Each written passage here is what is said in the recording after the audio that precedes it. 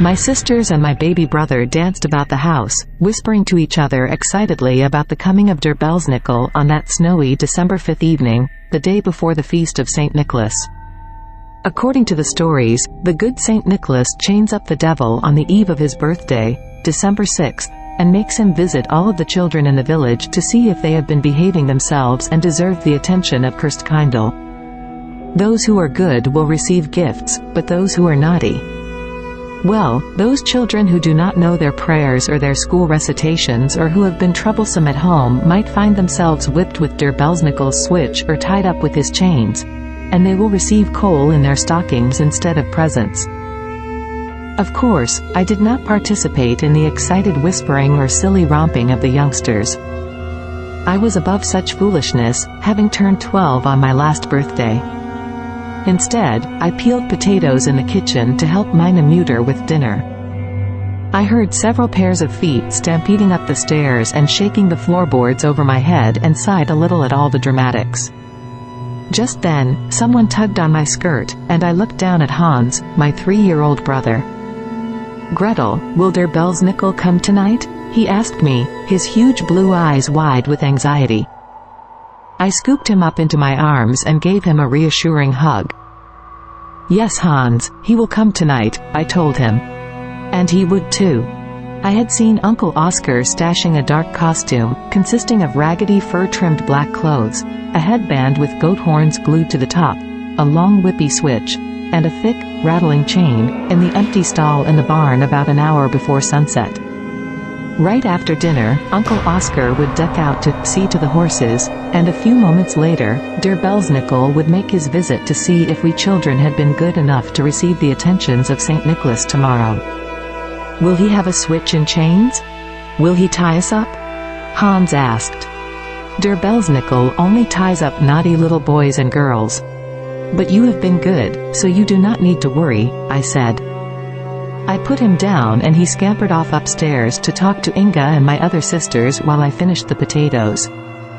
There were 14 of us at dinner that night: Mutter, Vader, my 4 sisters and 3 brothers, Uncle Oscar, Aunt Helga, their 2 children, and me.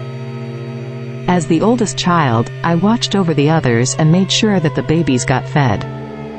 Then Uncle Oscar slipped out to feed the horses, and the grown-ups exchanged happy grins over the little children's heads. The first sign that der Belsnickel was approaching was a loud, rude banging on the front windows.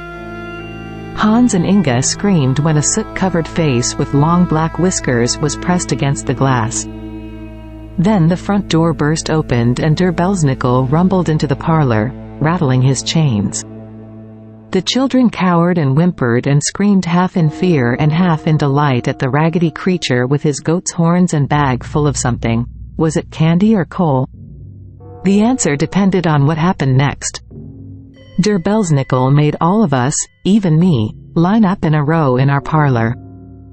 Starting with me, we began to answer whatever questions he asked us. He rattled his switch at me and made me quote the scripture passage from last Sunday's church service. Martin, the next oldest, recited a poem he had memorized for school. And on down the line. Every time we got an answer right, der Belsnickel would stomp about in rage because he hadn't tricked us, and the little ones would squeal. I was distracted from Uncle Oscar's antics by a strange flickering in the lantern light. Something was wrong with Uncle Oscar's shadow. I began watching his shadow as he made Ludwig recite next. When Uncle Oscar lunged one way, the shadow went the opposite way. As I watched, it lifted the chains over its head. The shadow's hands seemed impossibly long, and the fingers looked more like claws. I shivered, chills running over my skin. The horns on the shadow's head were very sharp, and the legs impossibly long. Then the shadow broke away from Uncle Oscar completely, just as Ludwig finished his recitation. While the grown-ups and children all cheered for Ludwig's success, the shadow slid over the wall like oil and coiled up near the ceiling. Then it opened glowing yellow eyes and looked straight at me. I gasped, my heart pounding in my throat, and I could feel my legs shaking. My terror was masked by the happy shrieks of the youngest children, who were watching Uncle Oscar, the pretend Belsnickel, stomping up and down the hallway, rattling his chains and howling in anger. I faced the opposite direction, toward the corner of the room, watching the real Belsnickel slide down the wall, his shadowy form slowly solidifying into a short, twisted figure dressed in coal-black fur with a broken nose and glowing yellow eyes. No one else noticed him as he slithered like a snake past my parents and Aunt Helga and began stalking the hallway at Uncle Oscar's heels. My stomach was twisted into a knot. I wanted to run away and be sick, but I couldn't tear my eyes off the evil figure that stopped before my cousins and watched as they spelled several difficult words at Uncle Oscar's request.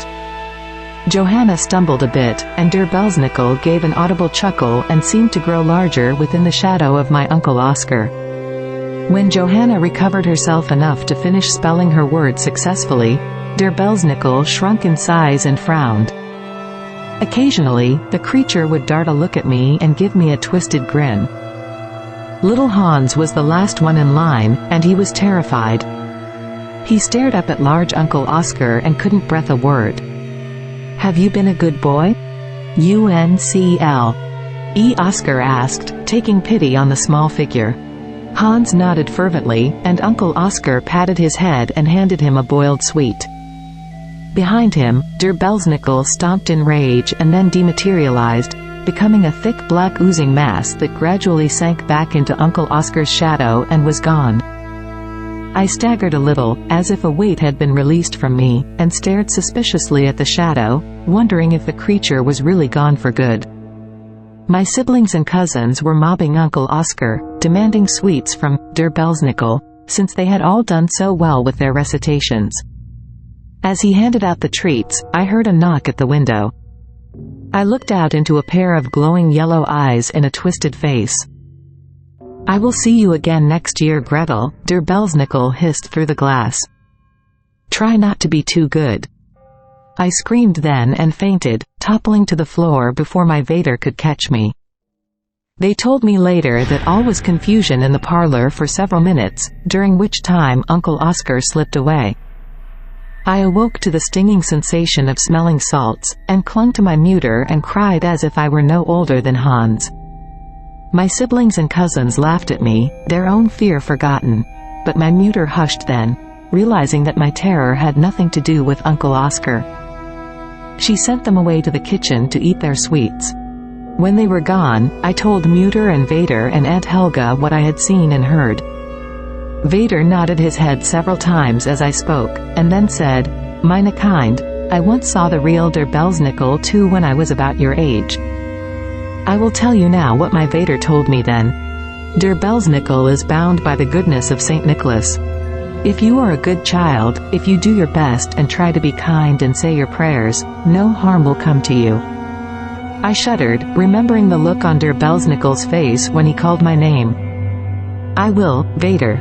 I will," I promised fervently. "I have heard that people who see Der Belsnickel also have the good fortune to see St. Nicholas," Aunt Helga added unexpectedly. My muter told me that she saw them both at the feast the year she turned 12. Watch carefully tomorrow, Gretel, and you may also see the blessed saint. The grown-ups hustled me to bed after that, and muter tucked me up tight.